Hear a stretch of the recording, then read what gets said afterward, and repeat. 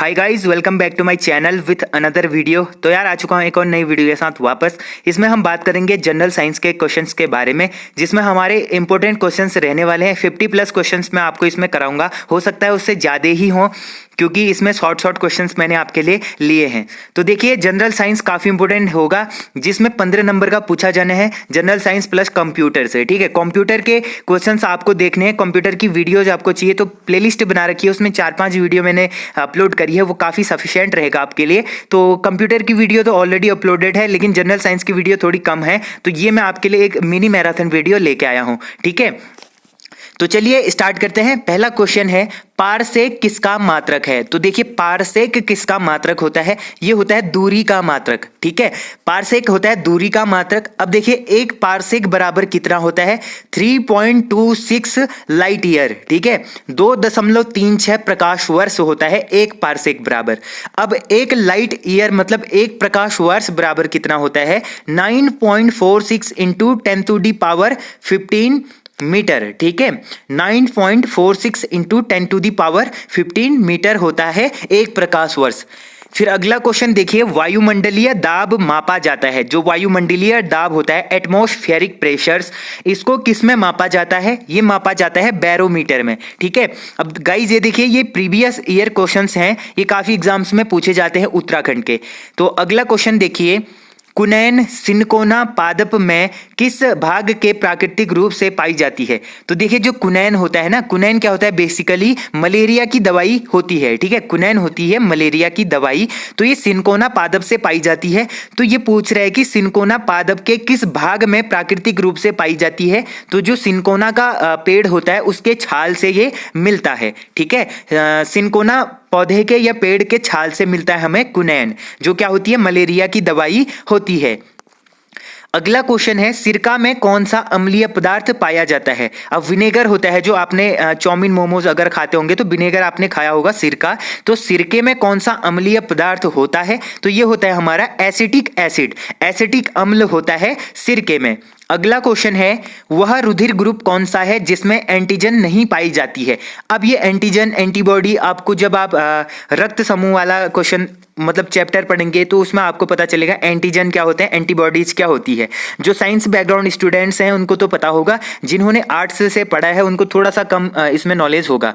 तो देखिए, वह ब्लड ग्रुप कौन सा है जो रुधिर समूह है, रक्त ग्रुप भी बोल सकते हैं, तो वो कौन सा ब्लड ग्रुप है जिसमें एंटीजन नहीं पाई जाती है? तो वो होता है ओ ग्रुप। ठीक है, ओ ग्रुप जो होता है, इसमें एंटीजेंस नहीं पाए जाते हैं। अब देखिए, जो ओ ग्रुप होता है, इसको बोला जाता है यूनिवर्सल डोनर, मतलब सर्वदाता। ये मतलब अपना ब्लड सबको दे सकता है, किसी को भी दे सकता है। ठीक है, ओ ग्रुप वाले जो होते हैं, ये अपना ब्लड किसको दे सकते हैं? सभी ग्रुप्स को दे सकते हैं। अब देखिए, एक होता है A B group. A B group क्या होता है? इसको बोला जाता है यूनिवर्सल एक्सेप्टर, मतलब सर्वग्राही, मतलब ये किसी का भी ब्लड ले सकता है, सबका ब्लड ले सकता है। अब आपने इसमें भी ये पढ़ा होगा, ए है, बी है, ए बी है और ओ है। आपने 4 ब्लड ग्रुप पढ़े होंगे ना। अब इसमें भी आपने पढ़ा होगा, ए पॉजिटिव बोलते हैं, ए निगेटिव बोलते हैं। ठीक है, वैसे बी पॉजिटिव होता है, बी निगेटिव होता है, वैसे ए बी का भी, ओ का भी। अब आपको ये पता होना चाहिए कि जो O है ये सर्वदाता तो है, लेकिन कौन सा है? O पॉजिटिव है कि O निगेटिव है? ठीक है, तो जो O निगेटिव होता है, निगेटिव का मतलब किसी को दे रहा है तो अपने में क्या हो जा रहा है? कम हो जा रहा है। तुम्हारे पास 100 रुपए हैं, तुम अगर किसी को 50 दे रहे हो, तुम्हारे पास क्या हो जा रहा है? -50 हो जा रहा है। ठीक है, -50 हो जा रहा है 100 में से, तो तुम्हारे पास 50 ही बचते हैं, तो तुम माइनस में रह रहे हो मतलब। ठीक है, तो सर्वदाता जो है, जो ओ निगेटिव है, मतलब निगेटिव है ना, इसलिए निगेटिव होगा, क्योंकि वो दे रहा है, सबको दे रहा है, तो निगेटिव में होगा। ऐसे याद करना। पॉजिटिव मतलब लेने वाला। ठीक है, पॉजिटिव मतलब लेने वाला। तो जिसको तुमने 50 रुपए दिए, उसके पास 50 रुपए और ज्यादा हो गए, तो वो प्लस में आ गया। ठीक है, तो ए बी प्लस क्या होगा? सबसे लेने वाला। ओ निगेटिव क्या होगा? सबको देने वाला। तो इस तरीके से आप लोग याद कर सकते हैं। अगला क्वेश्चन देखिए, विद्युत बल्ब में प्रयुक्त होने वाली गैस कौन सी होती है? तो विद्युत बल्ब में प्रयुक्त होने वाली गैस कौन सी होती है? अब देखिए, विद्युत बल्ब में बहुत सारी गैसेज होती है, इनको बोला जाता है निष्क्रिय गैस। ठीक है, निष्क्रिय गैस बोला जाता है नोबल गैस। ठीक है, अब नोबल गैस के प्रकार क्या क्या होते हैं? नोबल गैस होती है जो, ये कौन कौन सी होती है? अब देखिए, इसमें मुख्य रूप से होता है ऑर्गन। ठीक है, AR, organ, helium, neon, krypton, xenon और रेडॉन। ठीक है, ये 6 गैसेस क्या होती हैं विद्युत बल्ब में होती है। अब देखिए बेसिकली जो ऑर्गन होता है ना, ऑर्गन क्या होता है 0.93% होती है इसकी वायुमंडल में। अब जो ऑर्गन है, ऑर्गन को ही बेसिकली विद्युत बल्बों में भरा जाता है। ठीक है, अगला क्वेश्चन देखिए, रेडियो धर्मिता मतलब रेडियो एक्टिविटी की खोज किसने की थी। जो रेडियो धर्मिता है, रेडियो एक्टिविटी, तो इसकी खोज किसने की थी, ये करी थी हेनरी बैक्वेरेल ने। ठीक है, हेनरी बैक्वेरेल ने करी थी 1896 में, 1896 ईस्वी में रेडियो एक्टिविटी की खोज करी थी हेनरी बैक्वेरेल ने। और इसी के उपलक्ष्य पर इनको जो फिजिक्स होता है, फिजिक्स के क्षेत्र में इनको 1903 ईस्वी में क्या मिला था, नोबेल प्राइज मिला था। ठीक है, 1903 ईस्वी में इनको फिजिक्स के क्षेत्र में इनको नोबेल प्राइज मिला था। किसके लिए, रेडियो धर्मिता की खोज करने के लिए। अब देखिए एक तो होता है रेडियो एक्टिविटी, एक होता है रेडियम। ठीक है, इसी से रिलेटेड देखिए एक रेडियम होता है। ठीक है, अब रेडियम होता क्या है, जो रेडियम होता है एक धातु होती है, इसकी खोज करती है मैडम क्यूरी। मैडम क्यूरी ने करी होती है रेडियम की खोज, और मैडम क्यूरी को भी हेनरी बैक्वेरेल के साथ ही 1903 ईस्वी में क्या मिलता है, नोबेल प्राइज मिलता है। ठीक है, अगला क्वेश्चन देखिए, पेनिसिलिन की खोज किसने की थी। जो पेनिसिलिन होता है, पेनिसिलिन की खोज किसने की थी, ये करी थी अलेक्जेंडर फ्लेमिंगम ने। ठीक है, अलेक्जेंडर फ्लेमिंगम ने 1928 ईस्वी में पेनिसिलिन की खोज की थी। अब देखिए जो पेनिसिलिन होता है ये बेसिकली किससे बनाया जाता है, ये बनाया जाता है कवक से। ठीक है, कवक से बनाया जाता है, और ये पहला एंटीबायोटिक था। ठीक है, पहला एंटीबायोटिक पेनिसिलिन को माना जाता है। अगला क्वेश्चन देखिए, परमाणु बिजली संयंत्र में काम में लाया जाने वाला परमाणु ईंधन है। जो परमाणु बिजली संयंत्र होता है, इसमें काम में लाया जाने वाला पहला जो परमाणु ईंधन है वो क्या है, यह है यूरेनियम। यूरेनियम होता है U। ठीक है, U-233 एंड U-235, ये दो होते हैं यूरेनियम के। अब देखिए जो यूरेनियम 235 होता है, इसको बेसिकली यूज किया जाता है चट्टान की आयु ज्ञात करने के लिए। ठीक है, U-235 की का उपयोग होता है, ये होता है चट्टान की आयु ज्ञात करने के लिए। अब अगला क्वेश्चन देखिए, एक बैरल तेल का आयतन कितना होता है। जो एक बैरल तेल होता है, अब आपने सुना होगा एक बैरल तेल, ये वो जो बड़ी मात्रा होती है तेल को मापने की, तो इसको बोला जाता है बैरल। तो एक बैरल तेल का आयतन कितना होता है, ये होता है 159 लीटर अप्रॉक्स। ठीक है, 159 लीटर के अप्रॉक्स होता है। अब देखिए एक बैरल तेल में तो इतना लीटर होता है, अब आपको एक बैरल में कितने गैलन होते हैं ऐसा भी पूछा जाता है। तो एक बैरल में होते हैं 42 गैलन। ठीक है, एक बैरल में 42 गैलन होते हैं, और एक गैलन में 3.785 लीटर होता है, समथिंग 4 लीटर के आसपास होता है एक गैलन में। अगला क्वेश्चन देखिए, बीपी मतलब ब्लड प्रेशर, रक्तचाप मापने के लिए किसका प्रयोग होता है। तो ब्लड प्रेशर मापने के लिए किसका प्रयोग होता है, ये होता है स्फिग्मोमैनोमीटर का। ठीक है, स्फिग्मोमैनोमीटर जो होता है इसको रक्तचाप मापने के लिए प्रयोग किया जाता है।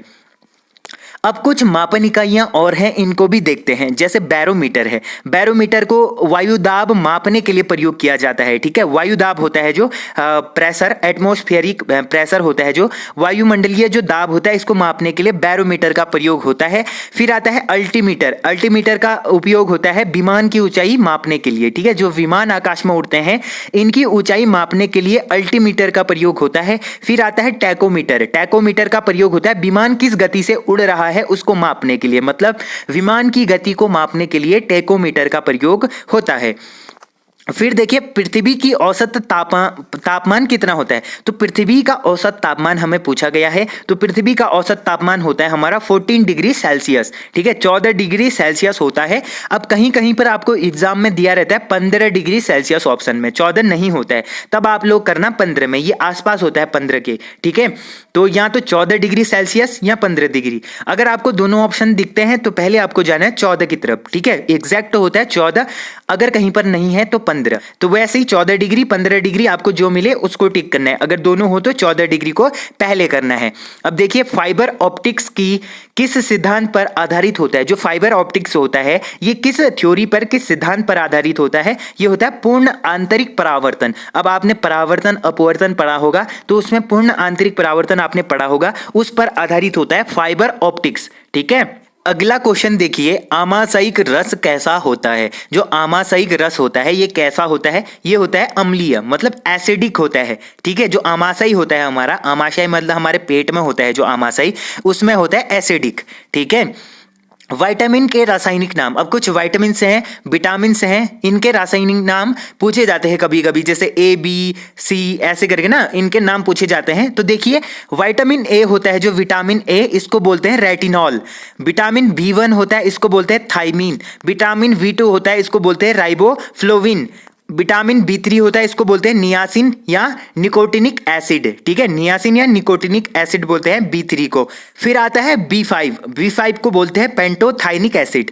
फिर आता है बी6, इसको बोलते हैं पायरोडॉक्सिन। फिर आता है बी7, इसको बोलते हैं बायोटिन। फिर आता है बी11, इसको बोलते हैं फॉलिक एसिड। फिर बी12 आता है, इसको बोलते हैं साइबो कोबालामिन। ठीक है, साइबो कोबालामिन होता है। फिर सी होता है, सी को बोलते हैं एस्कर्बिक एसिड। फिर विटामिन डी होता है, इसको बोलते हैं कैल्सीफेरॉल। फिर विटामिन ई होता है, इसको बोलते हैं टोकोफेरॉल। फिर विटामिन के होता है, इसको बोलते हैं फिलोक्विन। ठीक है, तो ये विटामिनों के रासायनिक नाम हैं, इनको आप लोग नोट कर सकते हैं। जिनके पास ये नोट्स नहीं है, आप लोग ये नोट्स बना सकते हैं। अभी 2 दिन बचे हैं, फटाफट इसको लिख के रट डालो, रट।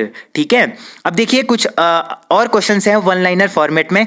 तो देखिए, सोडियम कार्बोनेट का रासायनिक सूत्र क्या होता है, Na2CO3। ठीक है, Na2CO3 होता है सोडियम कार्बोनेट का रासायनिक सूत्र। इसको बोला जाता है धोने का सोडा, जो बेसिकली धावन सोडा होता है, इसको बोलते हैं Na2CO3। 0.10H2O भी होता है इसके साथ। ठीक है, 0.10H2O।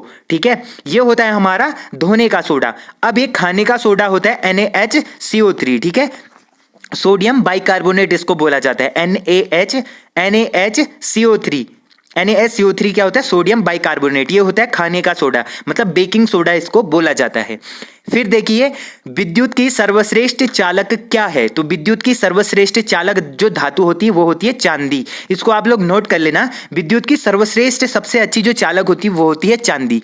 फिर आता है विटामिन B12। ठीक है, जो विटामिन होता है B12 इसमें होता है, तो इसमें क्या होता है, इसमें होता है कोबाल्ट। ठीक है, जो कोबाल्ट धातु होती है, कोबाल्ट धातु होती है इसमें। इसकी कमी से एक रोग होता है जिसको बोलते हैं एनीमिया। ठीक है, एनीमिया रोग होता है B12 की कमी से। ठीक है, जो विटामिन B12 है इसकी कमी से होता है एनीमिया रोग। अब देखिए, किस ताप पर जल का घनत्व यानी डेंसिटी अधिकतम होता है। तो किस ताप पर जल का घनत्व यानी डेंसिटी अधिकतम होती है, ये होती है हमारी 4 डिग्री सेल्सियस पर। अब देखिए, 4 डिग्री सेल्सियस पर क्या होता है, जो जल होता है इसका डेंसिटी जो घनत्व होता है सबसे अधिक होता है।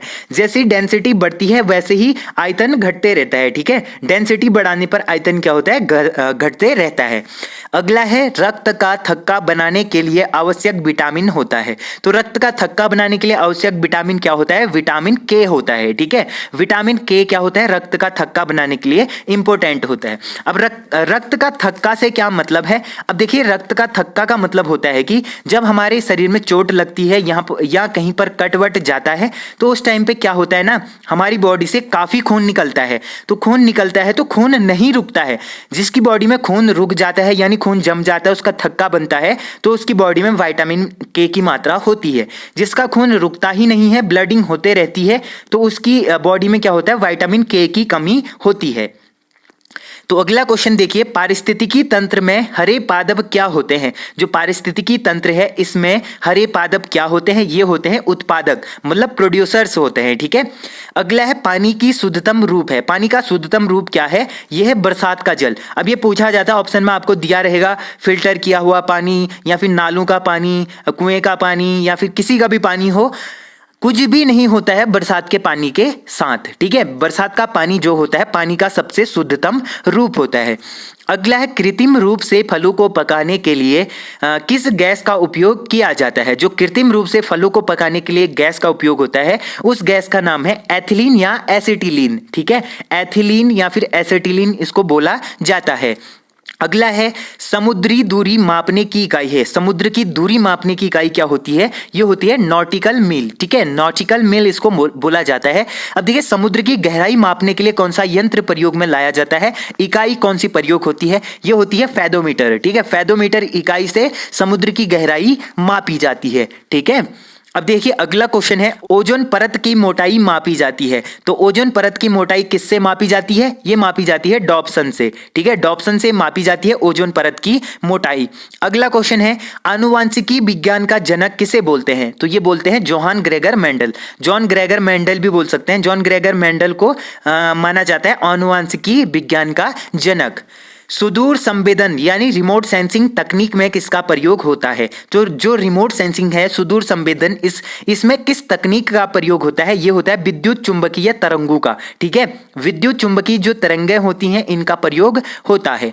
अगला क्वेश्चन है, स्कर्वी रोग किस विटामिन की कमी से होता है? जो स्कर्वी रोग है ये कौन से विटामिन की कमी से होता है? ये होता है विटामिन सी की कमी से। अभी मैंने बताया जैसे कि आपको सारे विटामिन से कौन से किस विटामिन से किसकी कमी से क्या होता है करके। ठीक है, विटामिन सी की कमी से होता है स्कर्वी रोग। अब देखिए कुछ और विटामिन हैं, इनके बारे में देखते हैं कि किससे क्या रोग होता है। अब देखिए विटामिन ए है जो, इससे होता है रेटिनॉल या रतौंधी इसको बोला जाता है। विटामिन बी से होता है बेरी रोग।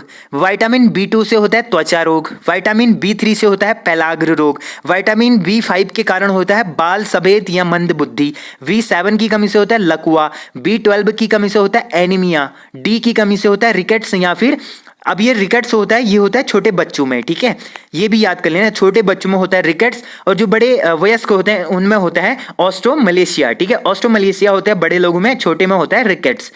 विटामिन के की बात करें तो इसमें होता है खून का थक्का नहीं जमता है, जो मैं पहले बता चुका हूं। ठीक है, जिसमें विटामिन के की कमी होगी उसकी बॉडी में थक्का नहीं बनेगा खून का। देखिए जो उत्तराखंड है, उत्तराखंड क्या करता है ना, जनरल साइंस के पेपर में, जनरल साइंस में ये काफ़ी क्वेश्चंस बायोलॉजी से पूछता है। ठीक है, पादप जगत से काफ़ी ज़्यादा क्वेश्चंस पूछता है। तो इसी से रिलेटेड मैं आपके लिए कुछ लाया हूँ। ये हमारा फिजिक्स से होगा, इसके बाद हम पादप जगत से बात करेंगे। अब देखिए इसमें कुछ ऊर्जा रूपांतरण के क्वेश्चंस मैं आपके लिए लाया हूँ जो काफ़ी इंपॉर्टेंट हैं। तो देखिए जो सौर सेल होता है, सौर सेल क्या करता है? प्रकाश ऊर्जा को विद्युत ऊर्जा में बदलता है। ठीक है, सौर सेल आपने नाम सुना होगा। तो सौर सेल क्या करता है? प्रकाश ऊर्जा को विद्युत ऊर्जा में बदलता है। फिर इसके बाद आता है डायनेमो। ठीक है, डायनेमो क्या करता है? यांत्रिक ऊर्जा को विद्युत ऊर्जा में बदलता है। फिर इसके बाद आता है विद्युत मोटर। अब इसका नाम भी आपने सुना होगा। जो विद्युत मोटर होता है ये क्या करता है? विद्युत ऊर्जा को यांत्रिक ऊर्जा में बदलता है। फिर आता है माइक्रोफोन। माइक्रोफोन क्या करते हैं? ध्वनि ऊर्जा को विद्युत ऊर्जा में बदलते हैं। फिर आता है लाउड स्पीकर। लाउड स्पीकर क्या करते हैं? विद्युत ऊर्जा को ध्वनि ऊर्जा में बदलते हैं। फिर आता है सितार। सितार क्या करता है? यांत्रिक ऊर्जा को ध्वनि ऊर्जा में बदलता है। फिर आता है बल्ब या ट्यूबलाइट या फिर हीटर। ये क्या करते हैं? विद्युत ऊर्जा को प्रकाश या ऊष्मीय ऊर्जा में बदलते हैं। फिर है मोमबत्ती का जलना। मोमबत्ती का जलना किस प्रकार का रासायनिक अभिक्रिया होती है? ये होती है रासायनिक ऊर्जा को प्रकाश या फिर ऊष्मीय ऊर्जा में बदलने का कार्य। अब देखिए मोमबत्ती जब जलाएंगे तो ये रासायनिक ऊर्जा इससे निकलती है। ये रासायनिक ऊर्जा क्या करती है? किसमें परिवर्तित हो जाती है? प्रकाश ऊर्जा में। ठीक है, प्रकाश ऊर्जा मतलब हमें उजाला दिखाई देगा, और ऊष्मीय ऊर्जा मतलब हमें हीट भी मिलेगी। ठीक है, मोमबत्ती के सामने आप जाओगे उससे हमें हीट भी मिलेगी, प्लस उससे क्या होगा? उजाला भी होगा। मतलब ये रासायनिक ऊर्जा को प्रकाश और ऊष्मीय ऊर्जा में बदलता है। फिर देखिए कोयला जलना। जब कोयला जलता है तो ये क्या करता है? रासायनिक ऊर्जा को ऊष्मीय ऊर्जा में बदलता है। फिर आता है विद्युत सेल। विद्युत सेल भी क्या करता है? रासायनिक ऊर्जा को विद्युत ऊर्जा में बदलता है। फिर आता है इंजन। इंजन क्या करता है? ऊष्मीय ऊर्जा को यांत्रिक ऊर्जा में बदलता है। फिर प्रकाश विद्युत सेल। प्रकाश विद्युत सेल क्या करता है? प्रकाश ऊर्जा को विद्युत ऊर्जा में बदलता है। तो आप लोग इसका स्क्रीनशॉट ले सकते हैं। इसमें जो भी नोट्स हैं इनको आप एक बार पढ़ के जरूर जाना। ठीक है, ये काफी इंपॉर्टेंट है, इनमें से एक क्वेश्चन जरूर आएगा। फिर देखिए मापक यंत्र। अब कुछ मापक यंत्र हैं, किससे क्या मापा जाता है इसको हम देखेंगे। अब देखिए प्लिमसोल लाइन। ठीक है, प्लिमसोल लाइन क्या होती है? ये होती है जहाज की संदर्भ रेखा। ठीक है, जहाज की संदर्भ रेखा होती है प्लिमसोल लाइन। अब देखिए आर्द्रता, नमी। ठीक है, आर्द्रता होती है जो नमी, इसको मापने के लिए कौन सा यंत्र होता है? ये होता है हाइग्रोमीटर। ठीक है, हाइग्रोमीटर से आर्द्रता मापी जाती है। फिर आता है धारा। विद्युत धारा होता है जैसे, वैसे इसको मापा जाता है गैल्वेनोमीटर। ठीक है, गैल्वेनोमीटर से मापी जाती है। फिर आती है हवा की दिशा व वेग। हवा की दिशा या उसकी वेलोसिटी को मापने के लिए एनीमोमीटर यूज किया जाता है, ठीक है, एनीमोमीटर यूज किया जाता है। फिर आता है प्रकाश वर्ष। अब देखिए प्रकाश वर्ष क्या होता है, ये होता है दूरी मापक, ठीक है, दूरी को मापने के लिए प्रकाश वर्ष का प्रयोग किया जाता है। प्रकाश द्वारा एक वर्ष में तय की गई दूरी, ठीक है, प्रकाश जो होता है, लाइट जो होती है, वो एक साल में कितनी दूरी तय करती है, इसको मापने के लिए प्रकाश वर्ष का प्रयोग होता है। फिर आता है पारिस्थितिकीय दबाव, ठीक है, पारिस्थितिकीय दबाव के लिए बार का प्रयोग होता है। फिर आता है तेल का बैरल, ठीक है, ये मैं पहले ही बता चुका हूं, लगभग 159 लीटर के आसपास का होता है तेल का जो बैरल होता है। फिर अगला है जल का बहाव, ठीक है, जल का बहाव मापा जाता है क्यूसेक में। फिर आता है ओजोन परत की मोटाई, ये मापी जाती है डॉप्सन में, ये भी मैं बता चुका हूं। महासागर में डूबी वस्तु की स्थिति का पता लगाने के लिए सोनार का प्रयोग होता है, ठीक है, जो महासागर होते हैं उसमें कोई भी वस्तु डूब जाती है तो उसका पता लगाने के लिए सोनार का प्रयोग होता है। अब देखिए ध्वनि की तीव्रता को मापने के लिए ऑडियोमीटर होता है, ठीक है, ऑडियोमीटर होता है ध्वनि की तीव्रता मापने के लिए। अब होता है उच्च ताप, उच्च ताप को, हाई टेम्परेचर को कैसे मापते हैं, पाइरोमीटर से। फिर गैसों का दाब, प्रेशर्स ऑफ गैसेस, तो ये मापा जाता है मैनोमीटर। फिर आता है वायुमंडलीय दाब, मतलब एटमॉस्फेरिक प्रेशर, ये भी मैं बता चुका हूं, बैरोमीटर। फिर है दूध का घनत्व, मतलब डेंसिटी ऑफ मिल्क, तो इसको मापा जाता है लैक्टोमीटर। फिर है दूध में वसा, तो ये मापा जाता है ब्यूटेरोमीटर, ठीक है, ब्यूटेरोमीटर। फिर आता है रक्त दाब, मतलब ब्लड प्रेशर, ये मापा जाता है स्फिग्मो मैनोमीटर से। फिर आता है प्रकाश की तीव्रता, ठीक है, ये मापा जाता है लक्स मीटर से। फिर आता है रेडियो तरंग द्वारा वस्तु की स्थिति, ये पता लगाते हैं रडार से। फिर आता है रिएक्टर पैमाना, ये होता है भूकंप की तीव्रता के लिए। फिर आता है सिस्मोग्राफ, ये होता है भूकंप मापी, ठीक है, ये कुछ मापक यंत्र थे। अब इसके बारे में हम कुछ और बात करेंगे, जैसे कुछ नोट हैं, इसमें हम देखेंगे कुछ मतलब इकाइयां होती हैं, तो उन इकाइयों को किसको क्या कहा जाता है, ये हम लोग देखते हैं। अब जैसे पहला आता है हमारा 10 टू दी पावर 18, ठीक है, कहीं पर आपको दिखेगा 10 की पावर 18, मतलब 10 की घात 18 होगी, तो इसको क्या कहते हैं, तो इसको बोलते हैं एक्सा, ठीक है। फिर आता है 10 की घात 15, इसको बोलते हैं पेटा। फिर 10 की घात 12, इसको बोलते हैं टेरा। 10 की घात 9 होती है, इसको बोलते हैं गीगा। फिर होती है 10 की घात 6, इसको बोलते हैं मेगा। फिर होती है 10 की घात 3, इसको बोलते हैं केजी यानी कीग्रा। फिर आती है 10 की घात 2, फिर आती है हेक्टो। 10 की घात 1 को बोलते हैं डेका। 10 की घात -1 को बोलते हैं डेसी। 10 की घात -2 को बोलते हैं सेंटी। 10 की घात -3 को बोलते हैं मिली। 10 की घात -6 को बोलते हैं माइक्रो। 10 की घात -9 को बोलते हैं नैनो। फिर उसके बाद आता है 10 की घात -12, ठीक है। 10 की घात -12 को बोलते हैं पिको। 10 की घात -15 को बोलते हैं फर्गी या फिर फैक्टो। 10 की घात -18 को बोलते हैं एटो। अब देखिए ये मापन की जो सबसे बड़ी इकाई होती है वो होती है एक्सा, ठीक है। एक्सा होती है जिसको बोलते हैं 10 की घात 18। और सबसे छोटी इकाई क्या होती है, एटो, ठीक है। एटो होती है 10 की घात -18, ठीक है। माइनस में जितनी बड़ी संख्या होगी उतना ही छोटा वो संख्या होगी। अब देखिए ये सारे वो है मापक, ठीक है। अब इसमें एग्जाम में आ भी सकता है, नहीं भी आ सकता, लेकिन कभी कभी पूछा जा सकता है 10 की घात 18 को क्या कहते हैं, इस तरीके से कुछ आ सकता है, ठीक है। तो ये चीज भी आप लोग देख लेना। अब कुछ मूल मात्रक हैं, इनके बारे में हम लोग देखते हैं। देखिए मूल मात्रक बेसिकली होते हैं 7, ठीक है। जिन्होंने 11th 12th में साइंस पढ़ी है उनको पता होगा 7 मात्रक होते हैं, एसआई यूनिट्स जिनको बोला जाता है। अब देखिए लंबाई होती है, लंबाई का एसआई यूनिट क्या होता है, मीटर होता है। द्रव्यमान का होता है कीग्रा। समय का होता है सेकंड। विद्युत धारा का होता है एम्पियर। ताप का होता है केल्विन। ज्योति तीव्रता का होता है कैंडेला। फिर होता है पदार्थ, इसका होता है मोल, ठीक है। तो ये 7 यूनिट्स होते हैं, इनका मात्रक निम्न प्रकार से होते हैं, ठीक है। अब देखिए कुछ हम बात करेंगे अब पादप जगत के बारे में, जिसमें हम बायोलॉजी के बारे में बात करेंगे। पादप जगत में जो विज्ञान की विभिन्न शाखाएं और उपशाखाएं होती हैं उनके बारे में। अब देखिए इसमें आता है ओडोंटोलॉजी, ठीक है। ओडोंटोलॉजी, अब ओडोंटोलॉजी क्या होता है, दांतों का अध्ययन करना, ठीक है।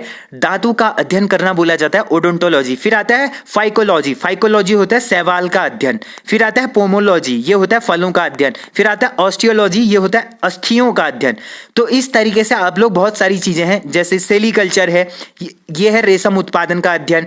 आता है स्पर्मोलॉजी, ये है बीजों का अध्ययन, ठीक है। तो आप लोग इसकी स्क्रीनशॉट लेके पढ़ सकते हैं या फिर नोट्स बना सकते हैं और इसको देख सकते हैं। अब इतनी सारी चीजें पढ़ना तो टफ हो जाएगा क्योंकि बहुत लंबी वीडियो हो जाएगी, ऑलरेडी लंबी हो चुकी है 20+ मिनट की। तो आप लोग इसकी स्क्रीनशॉट ले लीजिएगा, स्क्रीनशॉट से आप लोग इसको पढ़ लेना, ठीक है। इसी तरीके से होते हैं, ये काफी सारे होते हैं, 50 के आसपास होते हैं, ठीक है।